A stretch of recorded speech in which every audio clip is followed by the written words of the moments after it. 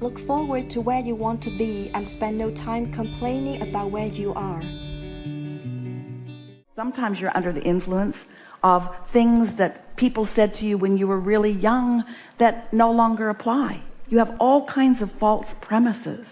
Perception itself is just what you've decided to make it. We're going to tell you a quick story talking about perspective. Really going to like this. So Esther has a house and a guest house in Southern California.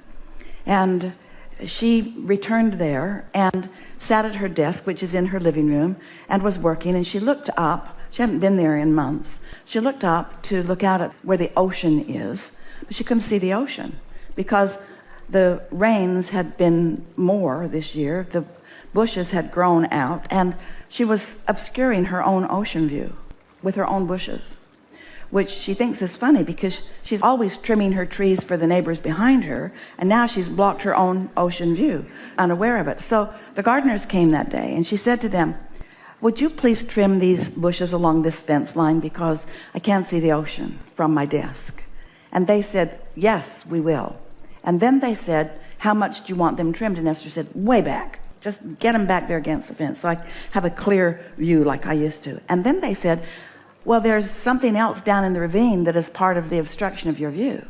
And Esther said, well, I own half of the ravine, somebody else owns the other half, so just don't cut anything that's not on my half of the ravine, but thank you very much. And they said, we'll get your view back. And Esther said, that's great. So a friend picked her up for lunch. They went off for lunch. Then they went shopping. And when they came back, Esther walked across the deck and she looked out. Oh, boy, was that view back. It was so beautiful. Then she looked out across the way and she saw two rather large tree stumps right up against somebody else's property line. And Esther thought, I'm going to jail. And then she thought, how could they have misunderstood me? How could my gardeners misunderstood me? And then she remembered them saying, we'll get your view back. And she said, so now that wasn't what Esther intended at all. And so she thought, well, that house is being renovated and maybe it has new owners too. And maybe the new owners don't know about those trees.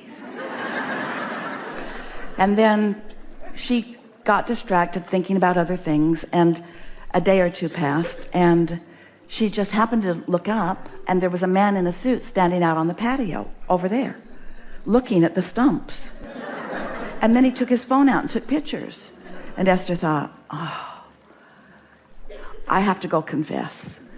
So she didn't know how to get into the house because it's across the ravine. She didn't know if she would drive down and then up to it or up and then down to it. So it took her a little while to get there. And all the way she practiced her speech. I did that and I am so sorry. And I'll do whatever you want. I'll plant new trees. I'll plant your whole yard. Whatever you want. I'll make it up to you. I am so sorry. And so she got to the property, made her way in. The house was full of men who were plastering and doing all kinds of things. And she said to them, there was a man in a suit out on the patio a few minutes ago. Is he still here? And they said, no, he left. And Esther thought, all right, no one knew. No one had his number. So Esther went home and just practiced her speech more. And then the next day, her friend picked her up for lunch and they went off again. And when they came back, Esther said, come with me. And she took him from the lower house this time out to look. And she said, look what I did, pointing over at the stumps. And he said, what? And Esther said, my gardeners cut those trees down accidentally. And he said, what? She said, yeah, I asked them to clean up the view and they did. And he said, Esther, those trees were not just cut down. Where's the debris? Why isn't the hillside all torn up? They couldn't have done that while we were at lunch.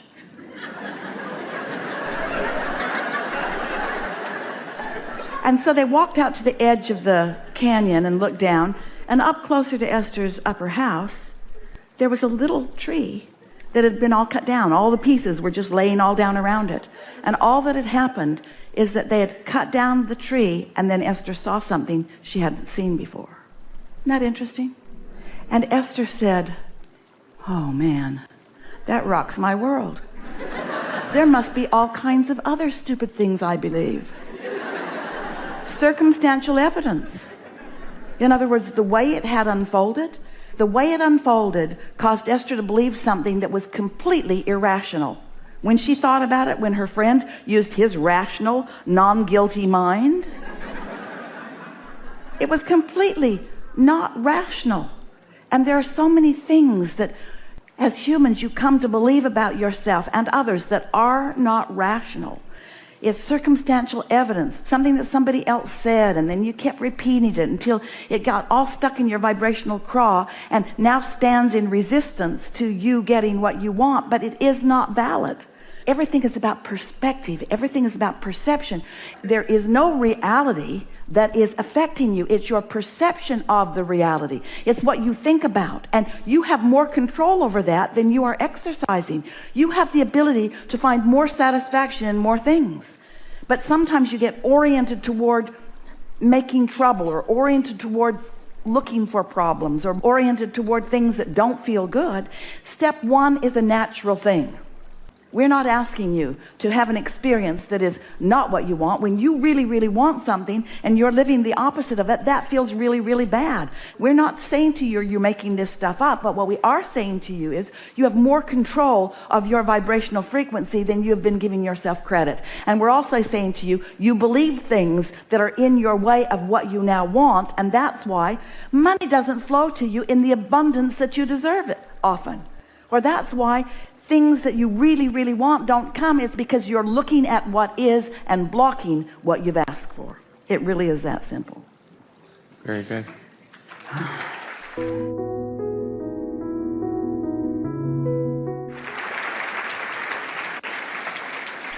So how about that? Yeah, kind of makes you wonder what you believe that's in your way, doesn't it? And you know how you're going to know?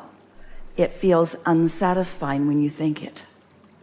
It feels unsatisfying all the way to frustration, all the way to anger, all the way to depression. In other words, the negative emotion that you feel is your indication that you have active right now a thought that does not serve you and that does not have to be active except for your attention to it. I'd like to talk a little bit about nonverbal cues. Maybe that's a good example of, and ways in which I can help to... A nonverbal cue meaning an impulse? An impulse, a sign, a feeling, These are such good words you're offering. Most of what's coming is a nonverbal cue. But why does it feel like there's nothing there oftentimes?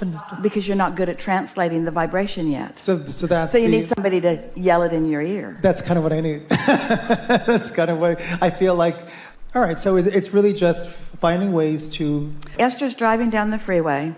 There's something going on up there. It has the potential of impacting Jerry and Esther in the big bus. And Esther gets an impulse to just get over.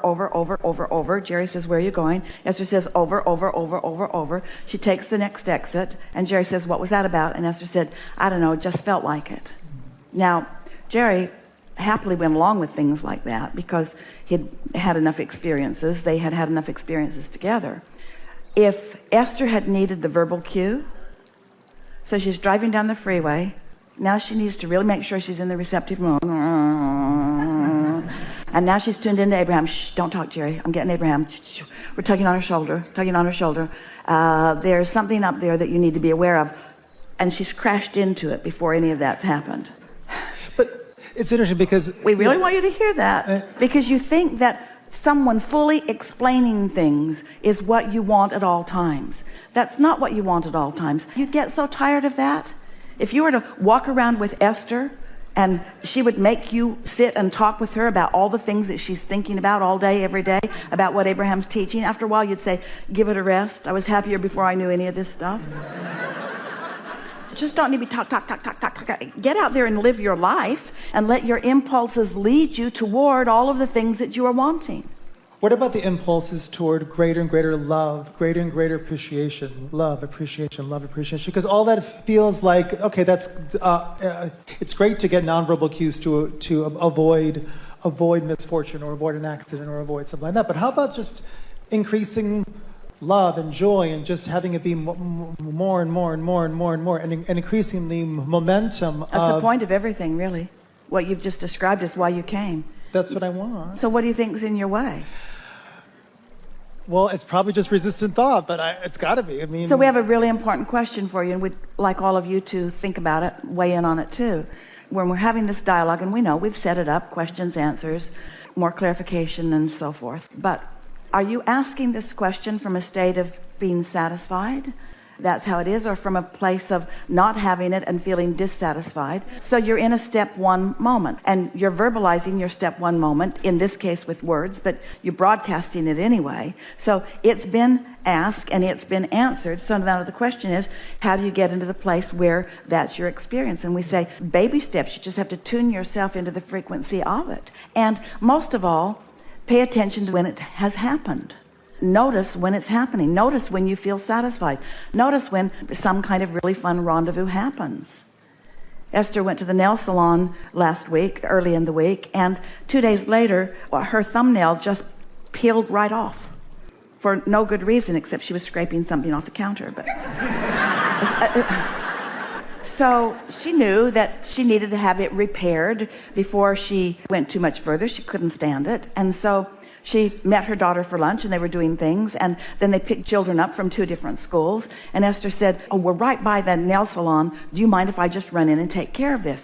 Nobody wanted to do that, and Esther is usually the last one to put anybody out about anything. But Esther said, oh, really, really, really, really, it'll be really, really fast, and this just feels like the time to do it. Luke is saying, I really want to go home because there's a package waiting for me on the porch, and it's probably a Rubik's Cube, and I want to play with it. And Kate is saying, well, I've got homework. Nobody wants to give Grandma 10 minutes here because they've got the satisfaction in the selfish life really down good.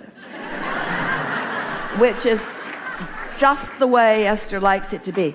But in this case, Esther's impulse was so strong, it overrode her normal tendency, which was to just give everybody else whatever they want. And she said, we're right here, suck it up, I'm going in, I'll be right back. And so she went in. The woman who had done her nail was free. She said, sit down. Yes, of course I will.